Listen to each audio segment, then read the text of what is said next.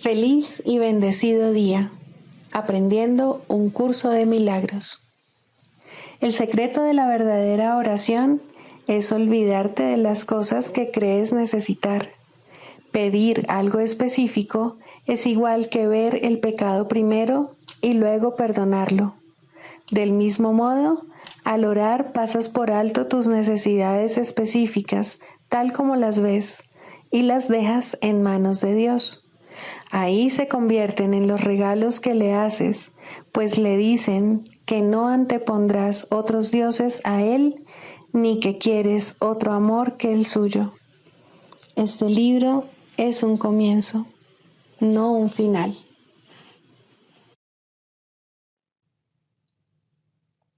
Del prefacio, que postula, párrafo 1. ¿Qué postula? Nada real puede ser amenazado. Nada irreal existe. En esto radica la paz de Dios. Así comienza un curso de milagros, el cual establece una clara distinción entre lo real y lo irreal, entre el conocimiento y la percepción. El conocimiento es la verdad y está regido por una sola ley, la ley del amor o Dios. La verdad es inalterable, eterna e inequívoca. Es posible no reconocerla, pero es imposible cambiarla. Esto es así con respecto a todo lo que Dios creó, y solo lo que Él creó es real. La verdad está más allá del aprendizaje porque está más allá del tiempo y de todo proceso. No tiene opuestos, ni principio, ni fin. Simplemente es. Introducción. Este es un curso de milagros. Es un curso obligatorio. Solo el momento en que decides tomarlo es voluntario. Tener libre albedrío no quiere decir que tú mismo puedas establecer el plan de estudios. Significa únicamente que puedes elegir lo que quieres aprender en cualquier momento dado. Este curso no pretende enseñar el significado del amor, pues eso está más allá de lo que se puede enseñar. Pretende, no obstante, despejar los obstáculos que impiden experimentar la presencia del amor, el cual es tu herencia natural. Lo opuesto al amor es el miedo, pero aquello que todo lo abarca no puede tener opuestos. Este curso puede, por lo tanto, resumirse muy simplemente de la siguiente manera. Nada real puede ser amenazado. Nada irreal existe. En esto radica la paz de Dios. Capítulo 1. El significado de los milagros. Primero, principios de los milagros. Principio 39. El milagro elimina el error porque el Espíritu Santo lo identifica como falso o irreal. Esto es lo mismo que decir que al percibirse la luz, la oscuridad desaparece automáticamente. Capítulo 23. La guerra contra ti mismo. Primero, las creencias irreconciliables. El recuerdo de Dios aflora en la mente que está serena. No puede venir allí donde hay conflicto, pues una mente en pugna consigo misma no puede recordar la mansedumbre eterna. Los medios de la guerra no son los medios de la paz, y lo que recuerda el belicoso no es amor. Si no se atribuyese valor a la creencia en la victoria, la guerra sería imposible. Si estás en conflicto, eso quiere decir que crees que el ego tiene el poder de salir triunfante. ¿Por qué otra razón si no te ibas a identificar con él? Seguramente te habrás percatado de que el ego está en pugna con Dios. Que el ego no tiene enemigo alguno es cierto, mas es igualmente cierto que cree firmemente tener un enemigo al que necesita vencer y que lo logrará. ¿No te das cuenta de que una guerra contra ti mismo sería una guerra contra Dios? Y en una guerra así, ¿es inconcebible la victoria? Y si lo fuese, ¿la desearías? La muerte de Dios, de ser posible, significaría tu muerte. ¿Qué clase de victoria sería esa? El ego marcha siempre hacia la derrota porque cree que puede vencerte. Dios, no obstante, sabe que eso no es posible. Eso no es una guerra, sino la descabellada creencia de que es posible atacar y derrotar la voluntad de Dios. Te puedes identificar con esa creencia, pero jamás dejará de ser una locura. Y el miedo reinará en la locura y parecerá haber reemplazado el amor allí. Este es el propósito del conflicto. Y para aquellos que creen que es posible, los medios parecen ser reales. Ten por seguro que no es posible que Dios y el ego, o tú y el ego, jamás os podáis encontrar. En apariencia lo hacéis y formáis extrañas alianzas basándoos en premisas que no tienen sentido, pues vuestras creencias convergen en el cuerpo al que el ego ha elegido como su hogar y tú consideras que es el tuyo. Vuestro punto de encuentro es un error en cómo te consideras a ti mismo.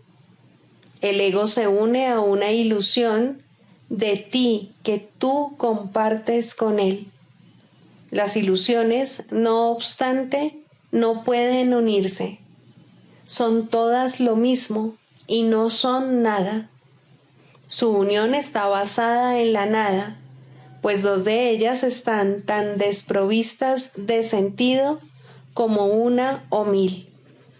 El ego no se une a nada, pues no es nada, y la victoria que anhela está tan desprovista de sentido como él mismo. Hermano, la guerra contra ti mismo está llegando a su fin. El final de la jornada se encuentra en el lugar de la paz.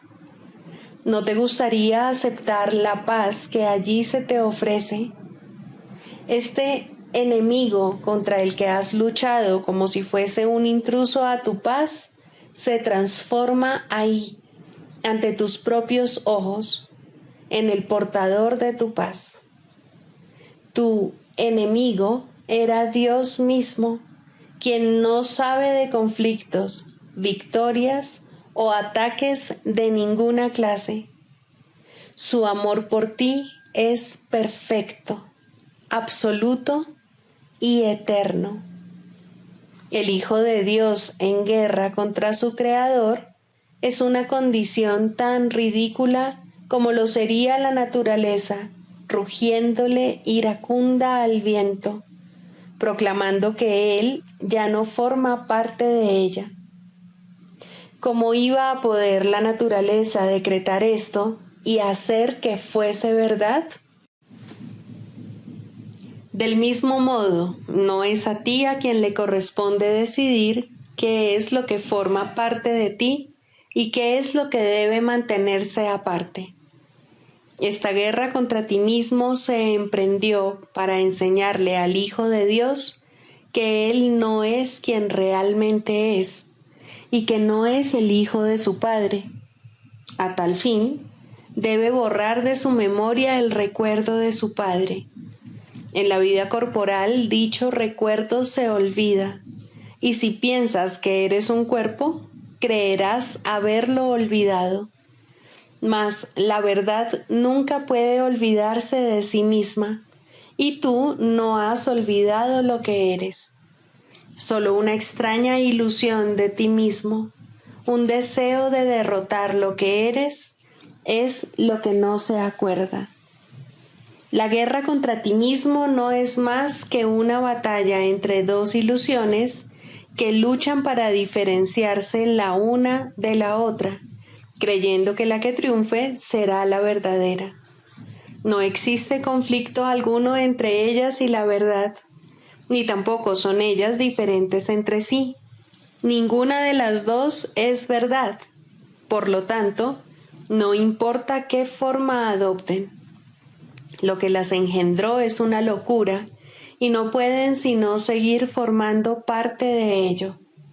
La locura no representa ninguna amenaza contra la realidad ni ejerce influencia alguna sobre ella. Las ilusiones no pueden vencer a la verdad ni suponer una amenaza para ella en absoluto, y la realidad que niegan no forma parte de ellas. Lo que tú recuerdas forma parte de ti, pues no puedes sino ser tal como Dios te creó. La verdad no lucha contra las ilusiones, ni las ilusiones luchan contra la verdad. Las ilusiones solo luchan entre ellas. Al estar fragmentadas, fragmentan a su vez, pero la verdad es indivisible y se encuentra mucho más allá de su limitado alcance. Recordarás lo que sabes cuando hayas comprendido que no puedes estar en conflicto. Una ilusión acerca de ti mismo puede luchar contra otra, mas la guerra entre dos ilusiones es un estado en el que nada ocurre. No hay ni vencedor ni victoria, y la verdad se alza radiante más allá del conflicto, intacta y serena en la paz de Dios. Los conflictos solo pueden tener lugar entre dos fuerzas. No pueden existir entre lo que es un poder y lo que no es nada. No hay nada que puedas atacar que no forme parte de ti, y al atacarlo, das lugar a dos ilusiones de ti mismo en conflicto entre sí. Y esto ocurre siempre que contemplas alguna creación de Dios de cualquier manera que no sea con amor. El conflicto es temible, pues es la cuna del temor. Mas lo que ha nacido de la nada no puede cobrar realidad mediante la pugna. ¿Por qué llenar tu mundo de conflictos contigo mismo? Deja que toda esa locura quede deshecha y vuélvete en paz al recuerdo de Dios, el cual brilla aún en tu mente serena. Observa cómo desaparece el conflicto que existe entre las ilusiones cuando se lleva ante la verdad, pues solo parece real si lo ves como una guerra entre verdades conflictivas en la que la vencedora es la más cierta, la más real y la que derrota a la ilusión que era menos real, que al ser vencida se convierte en una ilusión. Así pues, el conflicto es la elección entre dos ilusiones, una a la que se coronará como real y la otra que será derrotada y despreciada. En esta ilusión el Padre jamás podrá ser recordado. Sin embargo, no hay ilusión que pueda invadir su hogar y alejarlo de lo que Él ama eternamente, y lo que Él ama no puede sino estar eternamente sereno y en paz, porque es su hogar. Tú, su Hijo bien amado, no eres una ilusión, puesto que eres tan real y tan santo como Él. La quietud de tu certeza acerca de Él y de ti mismo es el hogar de ambos, donde moráis como uno solo y no como entes separados. Abre la puerta de su santísimo hogar y deja que el perdón elimine todo vestigio de la creencia en el pecado, la cual priva a Dios de su hogar y a su Hijo con él. No eres un extraño en la casa de Dios. Dale la bienvenida a tu hermano, al hogar donde Dios mismo lo ubicó en serenidad y en paz, y donde mora con él. Las ilusiones no tienen cabida allí donde mora el amor, pues éste te protege de todo lo que no es verdad. Moras en una paz tan ilimitada como la de aquel que la creó, y a aquellos que quieren recordarlo a él, se les da todo. El Espíritu Santo vela su hogar, seguro de que la paz de éste jamás se puede perturbar. ¿Cómo iba a ser posible que el santuario de Dios se volviese contra sí mismo y tratase de subyugar al que allí mora? Piensa en lo que ocurre cuando la morada de Dios se percibe a sí misma como dividida. El altar desaparece, la luz se vuelve tenue y el templo del Santísimo se convierte en la morada del pecado. Y todo se olvida, salvo las ilusiones. Las ilusiones pueden estar en conflicto porque sus formas son diferentes y batallan únicamente para establecer qué forma es real. Las ilusiones encuentran ilusiones. La verdad se encuentra en sí misma. El encuentro de las ilusiones conduce a la guerra, mas la paz se extiende a sí misma al contemplarse a sí misma. La guerra es la condición en la que el miedo nace, crece e intenta dominarlo todo. La paz es el estado donde mora el amor y donde busca compartirse a sí mismo. La paz y el conflicto son opuestos. Allí donde uno mora, el otro no puede estar. Donde uno de ellos va, el otro desaparece. Así es como el recuerdo de Dios queda nublado en las mentes que se han convertido en el campo de batalla de las ilusiones. Mas su recuerdo brilla muy por encima de esta guerra insensata, listo para ser recordado cuando te pongas de parte de la paz.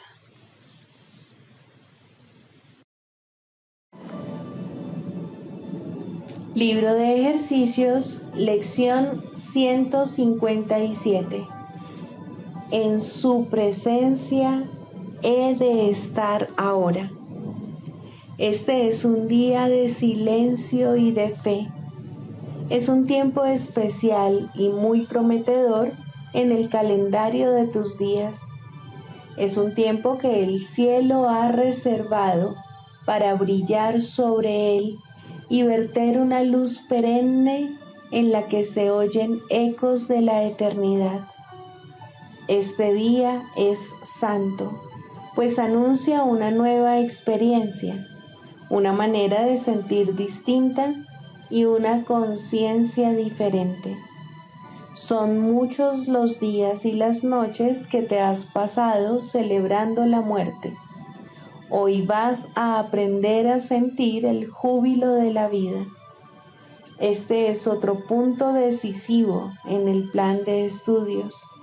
Añadimos ahora una nueva dimensión, otra clase de experiencia que arroja una nueva luz sobre todo lo que ya hemos aprendido y nos prepara para lo que todavía nos queda por aprender. Nos lleva a las puertas donde finaliza el aprendizaje y donde captamos un atisbo de lo que se encuentra mucho más allá de lo que el aprendizaje puede lograr. Nos deja aquí por un instante y nosotros seguimos adelante, seguros de nuestro rumbo y de nuestro único objetivo. Hoy se te concederá tener un atisbo del cielo, aunque regresarás nuevamente a las sendas del aprendizaje. Tu progreso, no obstante, ha sido tal que puedes alterar el tiempo lo suficiente como para poder superar sus leyes y adentrarte en la eternidad por un rato. Aprender a hacer esto te resultará cada vez más fácil a medida que cada lección fielmente practicada te lleve con mayor rapidez a este santo lugar y te deje por un momento con tu ser. Él dirigirá tu práctica hoy, pues lo que estás pidiendo ahora es lo que su voluntad dispone. Y al haber unido tu voluntad a la suya en este día, es imposible que no se te conceda lo que estás pidiendo.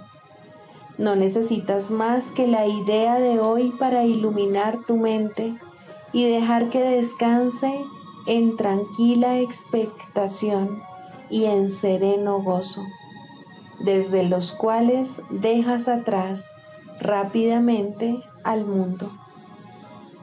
A partir de hoy tu ministerio adquirirá un genuino fervor y una luminosidad que se transmitirá desde tus dedos hasta aquellos a quienes toques, y que bendecirá a todos los que contemples. Una visión llegará a todos aquellos con quienes te encuentres, a todos aquellos en quienes pienses y a todos aquellos que piensen en ti, pues la experiencia que has de tener hoy transformará tu mente de tal manera que se convertirá en la piedra que toque de los santos pensamientos de Dios. Tu cuerpo será santificado hoy al ser su único propósito para iluminar al mundo con la visión de lo que has de experimentar en este día. Una experiencia como esta no se puede transmitir directamente. No obstante, deja en nuestros ojos una visión que podemos ofrecerle a todos para que puedan tener lo antes posible la misma experiencia en la que el mundo se olvida calladamente y el cielo se recuerda por un tiempo. A medida que esta experiencia se intensifica y todos tus objetivos, excepto este, dejan de ser importantes, el mundo al que retornas se acerca cada vez más al final del tiempo, se asemeja un poco más al cielo en todo y se aproxima un poco más a su liberación. Y tú, que le brindas luz, podrás ver la luz con más certeza, la visión con mayor nitidez. Mas llegará un momento en que no retornarás con la misma forma en la que ahora apareces, pues ya no tendrás más necesidad de ella, pero ahora tiene un propósito y lo cumplirá debidamente. Hoy nos embarcamos en un viaje con el que jamás has soñado, pero el Santísimo, el dador de los sueños felices de la vida, el traductor de la percepción a la verdad, el santo guía del cielo que se te ha dado, ha soñado por ti esta jornada que emprendes y das comienzo hoy con la experiencia que este día te ofrece para que sea tuya. En la presencia de Cristo hemos de estar ahora serenamente inconscientes de todo excepto de su radiante paz y de su amor perfecto. La visión de su faz estará contigo, pero llegará un instante que trascenderá toda visión, incluida esta, la más sagrada. Esto es algo que jamás podrás enseñar porque no lo adquiriste a través del aprendizaje. No obstante, la visión habla del recuerdo de lo que supiste en ese instante y de lo que, sin duda, habrás de saber de nuevo.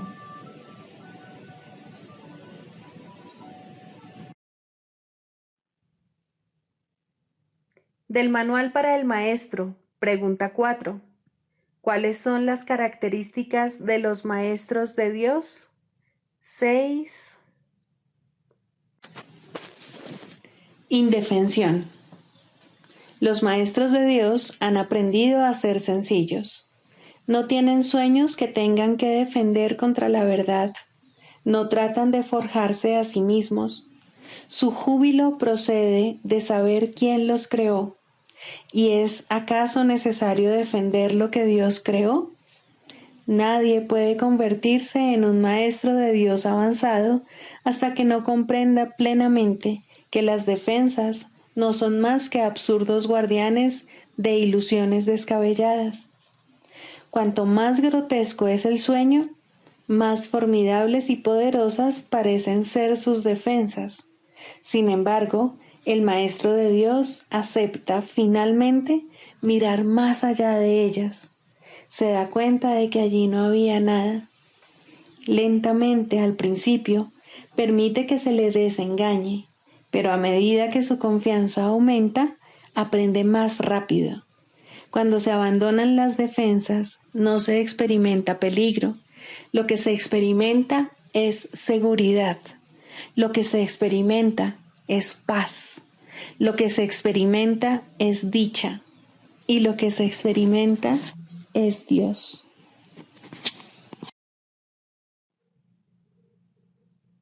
Manual para el maestro, pregunta 6.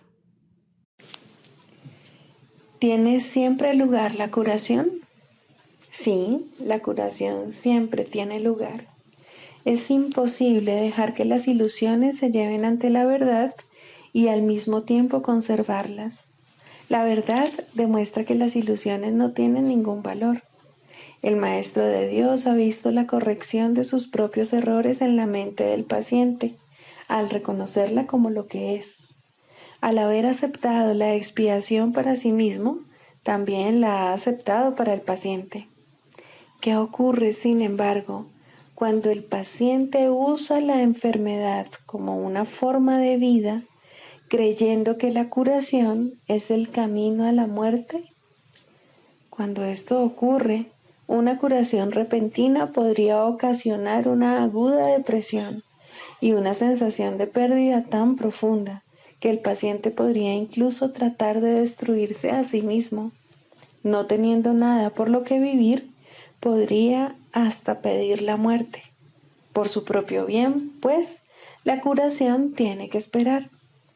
La curación se hará a un lado siempre que pueda percibirse como una amenaza. En el instante en que se le da la bienvenida, ahí está. Donde quiera que se haya ofrecido una curación, ésta se recibirá. ¿Y qué es el tiempo ante los regalos de Dios? Nos hemos referido en muchas ocasiones en el texto a los tesoros que se ofrecen equitativamente, tanto para el que da los regalos de Dios como para el que los recibe. Ni uno solo se pierde, pues solo pueden multiplicarse. Ningún maestro de Dios debe sentirse decepcionado si, habiendo ofrecido una curación, parece como si ésta no se hubiese recibido. No es su función juzgar cuándo debe aceptarse su regalo. Que tenga por seguro que ha sido recibido y que no ponga en duda que será aceptado cuando se reconozca que es una bendición y no una maldición. La función de los maestros de Dios no es evaluar el resultado de sus regalos. Su función es simplemente darlos. Una vez que los han dado también el resultado, puesto que ello es parte del regalo. Nadie puede dar si está preocupado por los resultados de lo que da. Eso sería limitar lo que da, y en ese caso, ni el que da ni el que recibe dispondrían del regalo. La confianza es parte esencial del acto de dar. De hecho, es la parte que hace posible el compartir, la parte que garantiza que el dador no ha de perder, sino que únicamente ganará. ¿Qué sentido tiene que alguien dé un regalo si luego se queda con él para asegurarse de que sea usado como mejor le parezca a él? Eso no es dar, sino subyugar. Haber abandonado toda preocupación por el regalo es lo que hace que sea verdaderamente dado, y lo que hace posible dar de verdad es la confianza. La curación es el cambio de mentalidad que el Espíritu Santo procura que tenga lugar en la mente del paciente, y es el Espíritu Santo en la mente del donante quien le da el regalo a él. ¿Cómo podría perderse? ¿Cómo podría ser ineficaz? ¿Cómo podría haber sido en vano? Las arcas de Dios jamás están vacías, y si les faltase un solo regalo, no estarían llenas. Dios garantiza, sin embargo, que las arcas estén siempre rebosantes. ¿Por qué habría de preocuparse entonces un maestro de Dios por lo que sucede con sus regalos? Al ser Dios quien se los da a sí mismo, ¿quién iba a dejar de recibirlo todo en este intercambio santo?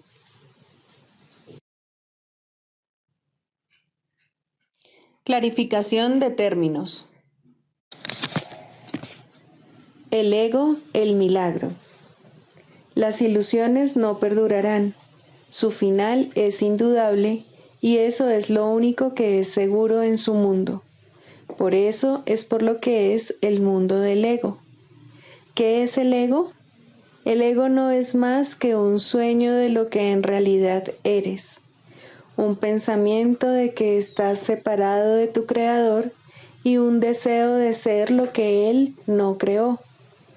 El ego es un producto de la locura, no de la realidad.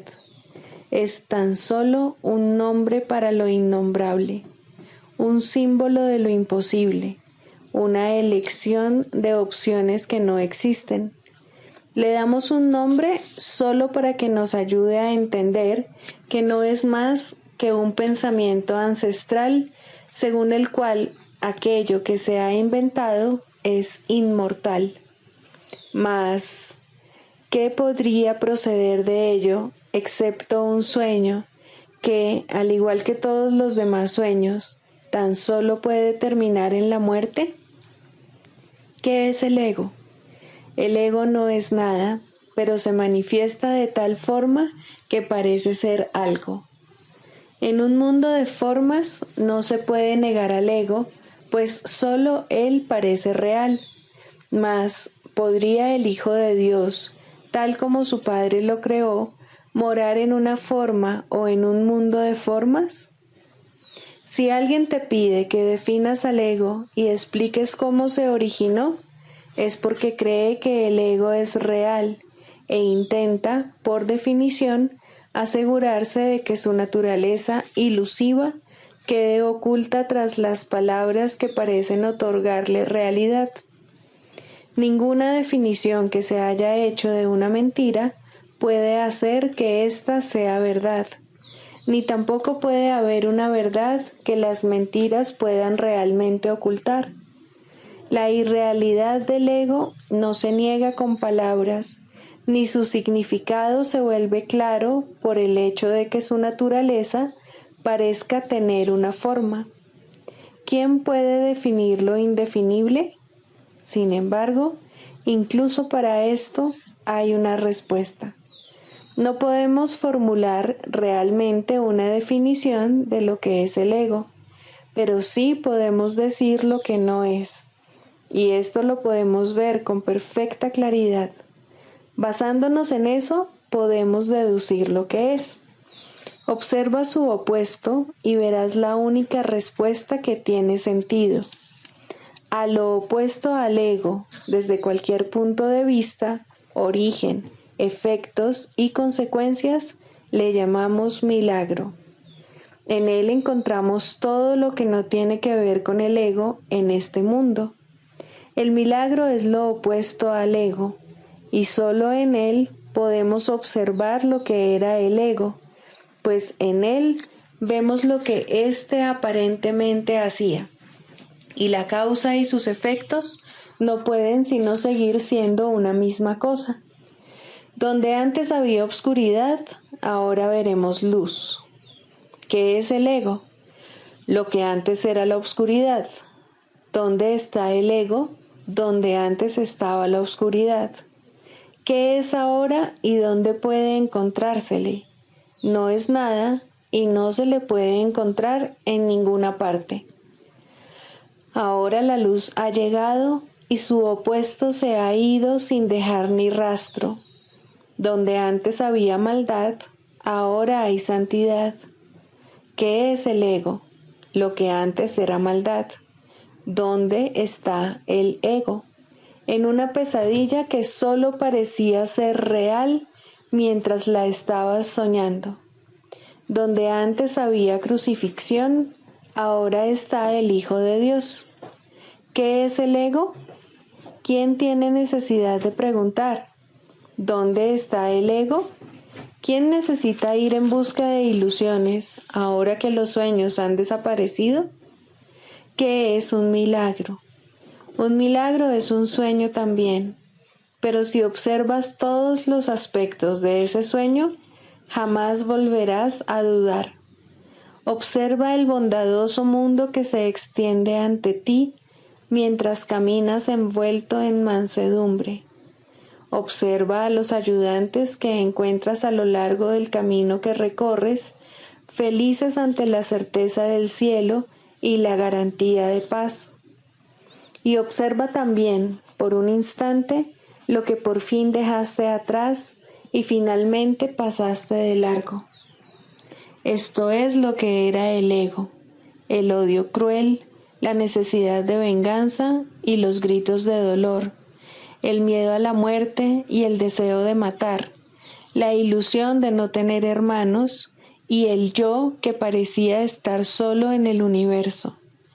El milagro corrige este terrible error con respecto a ti mismo, con la misma dulzura con la que una madre amorosa adormece con su canto a su criatura.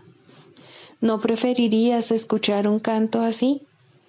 ¿No contestaría ese canto todo lo que pensabas preguntar, haciendo incluso que la pregunta dejase de tener sentido? Tus preguntas no tienen respuesta, ya que han sido planteadas para acallar la voz de Dios, la cual nos hace a todos una sola pregunta. ¿Estás listo ya para ayudarme a salvar el mundo? Pregunta esto en vez de preguntar qué es el ego, y verás un súbito resplandor envolver al mundo que el ego fabricó. Ahora no se le niega a nadie ningún milagro. El mundo se ha salvado de todo lo que tú pensabas que era, y lo que es ha sido siempre absolutamente puro y jamás ha sido condenado. El milagro perdona, el ego condena. No se necesita ninguna otra definición para ninguno de ellos excepto esta. Mas, ¿qué definición podría ser más cierta o estar más a tono con lo que es la salvación?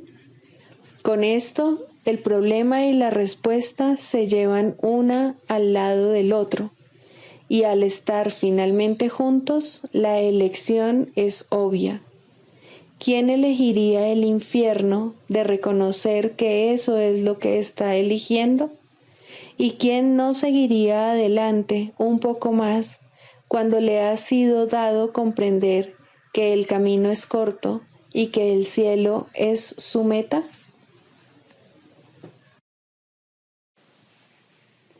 Anexo Psicoterapia. Introducción. La psicoterapia es la única forma de terapia que existe, puesto que solo la mente puede estar enferma, solo la mente puede ser sanada, solo la mente tiene necesidad de sanación.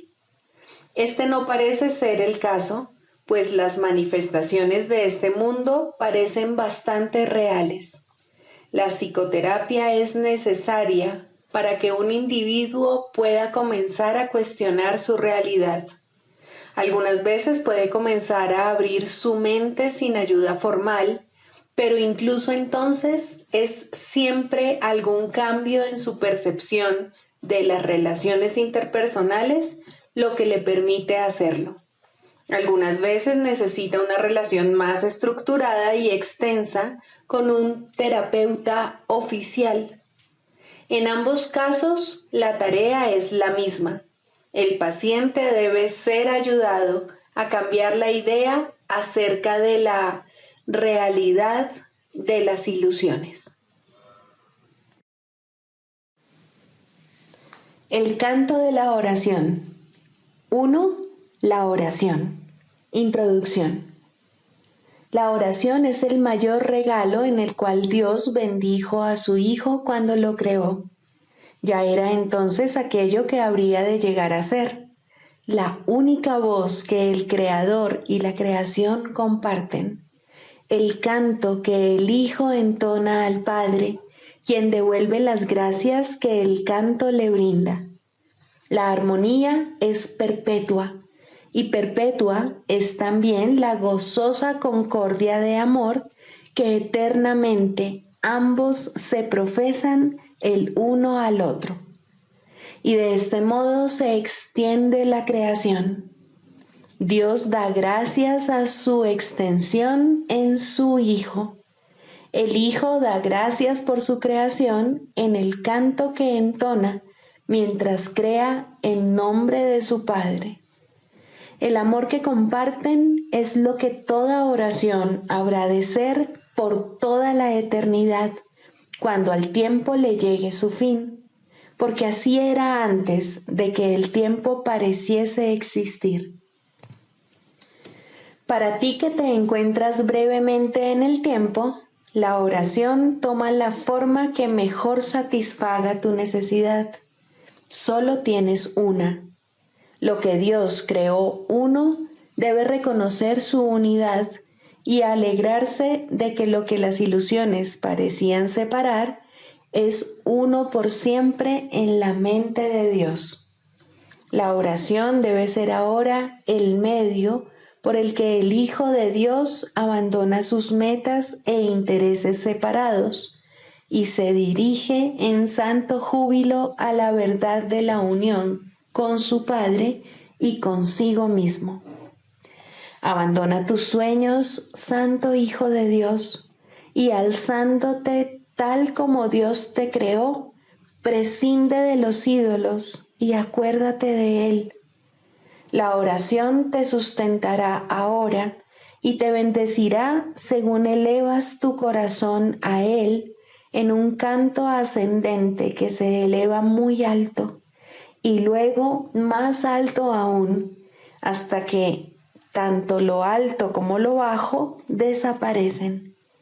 La fe en tu objetivo crecerá y te apoyará a medida que asciendas por la luminosa escalera que te lleva a las praderas celestiales y al umbral de la paz. Pues esto es la oración, y ahí se encuentra la salvación. Este es el camino, este es el regalo que Dios te hace. Primero, la verdadera oración. La oración es un camino que ofrece el Espíritu Santo para llegar a Dios. No es simplemente una petición o una súplica. No tendrá éxito hasta que te des cuenta de que no pide nada. ¿De qué otra manera, si no, podría cumplir su propósito? Es imposible rezar por ídolos y esperar llegar a Dios. La verdadera oración debe evitar la trampa de convertirse en una súplica. Pide más bien recibir lo que ya ha sido dado, aceptar lo que ya está ahí. Se te ha dicho que le pidas al Espíritu Santo la respuesta a cualquier problema específico y que recibirás una respuesta específica si tal es tu necesidad. Se te ha dicho también que solo hay un problema y solo una solución. En lo que respecta a la oración, esto no es contradictorio. En este mundo hay que tomar decisiones y hay que tomarlas, tanto si son ilusorias como si no. No se te puede pedir que aceptes respuestas que se encuentran más allá del nivel de necesidad que puedes reconocer. Por lo tanto, no es la forma de la petición lo que importa, ni tampoco cómo se hace. La forma de la respuesta, si es que procede de Dios, satisfará tu necesidad tal como tú la percibas. Mas ello es simplemente un eco de la respuesta de su voz. El verdadero sonido es siempre un canto de acción de gracias y de amor. No puedes, por lo tanto, pedir el eco. El canto es lo que constituye el regalo. Con él vienen las resonancias, las armonías, los ecos, mas todo eso es secundario. En la verdadera oración solo escuchas el canto. Lo demás simplemente se agrega. Has buscado primero el reino de los cielos y todo lo demás ciertamente se te ha dado por añadidura. El secreto de la verdadera oración es olvidarte de las cosas que crees necesitar. Pedir algo específico es igual que ver el pecado primero y luego perdonarlo. Del mismo modo, al orar, pasas por alto tus necesidades específicas tal como las ves y las dejas en manos de Dios. Ahí se convierten en los regalos que le haces, pues le dicen que no antepondrás otros dioses a Él, ni que quieres otro amor que el suyo. ¿Cuál otra podría ser su respuesta, sino tu recuerdo de Él? ¿Puede esto cambiarse por un insignificante consejillo para un problema de apenas un instante de duración? La respuesta de Dios es para toda la eternidad. Sin embargo, todas las pequeñas respuestas están contenidas en ella. Orar es hacerse a un lado, un abandonarse, un momento de sosegada escucha y amor. No debe confundirse con súplicas de ninguna clase, ya que es una manera de recordar tu santidad. ¿Por qué habría de suplicar la santidad cuando tiene pleno derecho a todo lo que el amor ofrece? Y es al amor a donde vas cuando oras. La oración es una ofrenda, un renunciar a ti mismo para ser uno con el amor. No hay nada que pedir porque ya no hay nada más que desear. Esa nada se convierte en el altar de Dios y desaparece en Él. Este no es un nivel de oración que todo el mundo pueda alcanzar por ahora. Aquellos que aún no lo han conseguido necesitan que los ayudes con tus oraciones, porque su pedir no se basa todavía en la aceptación. El que alguien ayude con sus oraciones no significa que otro medie entre tú y Dios, pero sí significa que otro está a tu lado y te ayuda a elevarte hasta Él. Quien se ha dado cuenta de la bondad de Dios, ora sin temor, y el que ora sin temor no puede sino llegar hasta Él. Por lo tanto, también Él puede llegar hasta su Hijo, donde quiera que éste se encuentre, y cualquiera que sea la forma que parezca adoptar. Orar a Cristo en cualquiera Es una verdadera oración porque constituye un regalo de agradecimiento a su Padre. Pedir que Cristo no sea sino Él mismo no es una súplica, es un canto de gratitud por lo que eres. En esto radica el poder de la oración. No pide nada y lo recibe todo. Esta oración puede ser compartida porque recibe por todos. Orar con alguien que sabe que esto es verdad es haber recibido respuesta. Tal vez la forma concreta de la solución a un problema específico se le ocurra a uno de vosotros, no importa a quién de los dos sea. Tal vez os llegue a ambos si estáis en una genuina armonía el uno con el otro. Mas vendrá porque os habéis dado cuenta de que Cristo habita en los dos. Esa es su única verdad.